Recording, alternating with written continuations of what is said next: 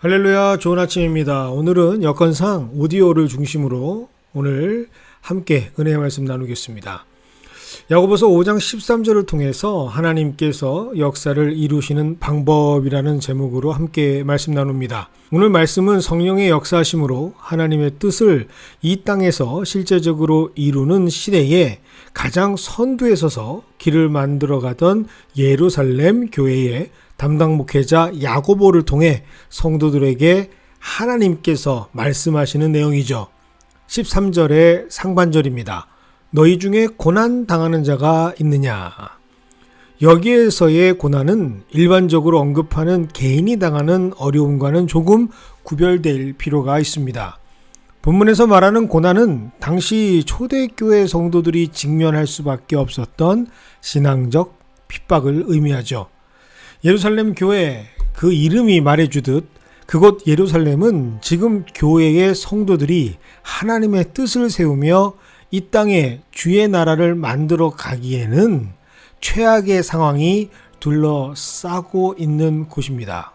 마치 일본 도쿄의 중심에서 독도는 우리 땅이다, 일본인들에게 개화하고 설득하며 진실을 외치는 것과 같은 실정이죠. 예루살렘, 그곳은 다름 아닌 예수님을 신성모독이라는 제목으로 십자가에 못 박은 자들이 여전히 주인 노릇을 하면서 절대 다수인 그들의 본거지입니다.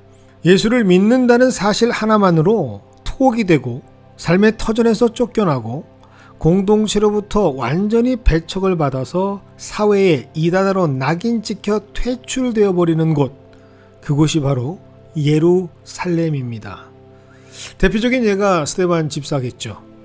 복음을 전했다는 단 한 가지 이유만으로 돌에 맞아 순교를 당한 곳이 바로 그곳 예루살렘입니다. 사실 전략적으로 본다면 참으로 잘못된 선택지처럼 보입니다.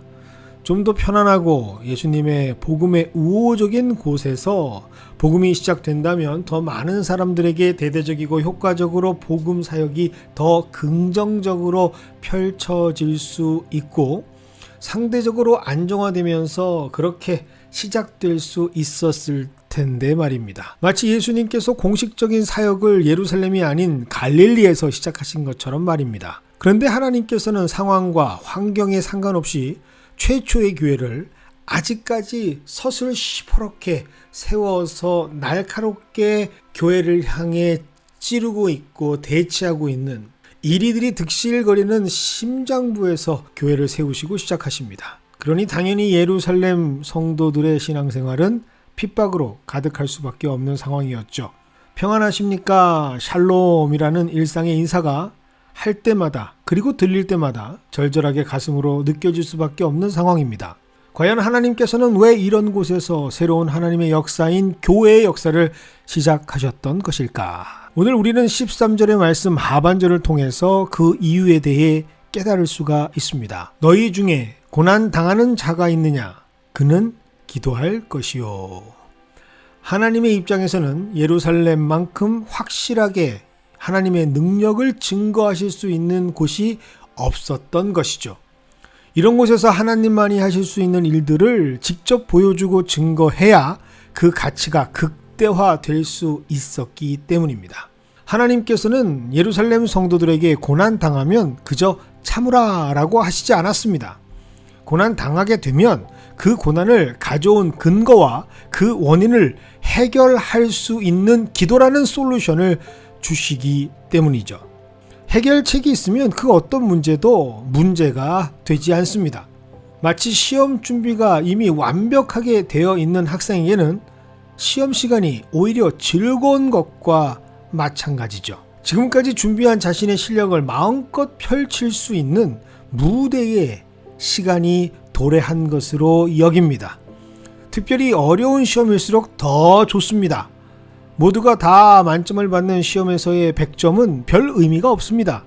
아주 어려운 시험, 모두가 혀를 내두르는 시험에서 만점을 받을 때 진짜 실력자로 인정을 받을 수 있기 때문이죠. 하나님은 이것을 아셨던 것입니다. 그러기에 다른 곳이 아닌 바로 적들의 심장부에서 복음의 사역을 시작하셨던 것이죠. 강하고 담대한 기도의 용사들을 증인으로 세우시는 역전의 명수들, 전략적 일당백의 믿음의 용사들을 세우기를 원하셨던 것이죠. 이것을 정확하게 알고 있었던 야고보는 그래서 하나님의 말씀을 당당하게 선포합니다. 이것이 바로 하나님의 전략과 전술입니다. 너희 중에 고난당한 자가 있느냐? 기도하라! 라고 말이죠. 하나님의 나라가 이루어지는 역사의 기록인 사도행전을 자세히 살펴보면 복음이 전해지는 곳곳마다 소동이 일어나고 결국 그 소동으로 인해서 많은 사람들이 하나님께서 일하심을 경험하고 복음으로 사로잡혀서 결국에는 하나님의 자녀로 사랑의 붙드심과 은혜를 맛보게 됩니다. 그것이 바로 하나님의 역사이고 이루어 가시는 하나님의 방법인 것이죠. 그래서 하반절에는 즐거워하는 자가 있느냐? 그는 찬송할지니라 선포하시는 것입니다. 한순간도 마음 놓지 못하는 상황과 현실이지만 그럼에도 불구하고 하나님의 능력과 은혜로 즐거워할 수 있게 되면 그것은 바로 하나님께서 행하신 것이라 고백할 수밖에 없는 완벽한 증거이기에 찬양하게 되는 것이죠.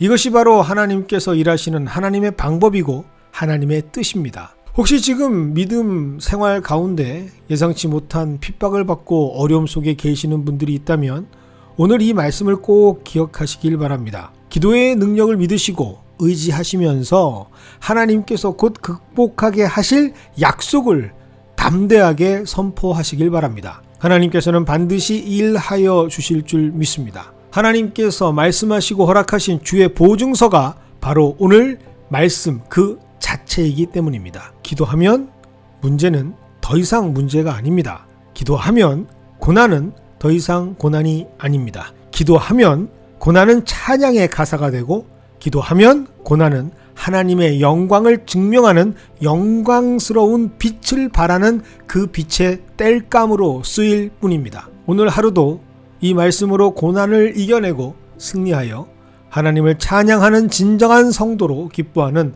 하루가 되시길 주님의 이름으로 축원드립니다.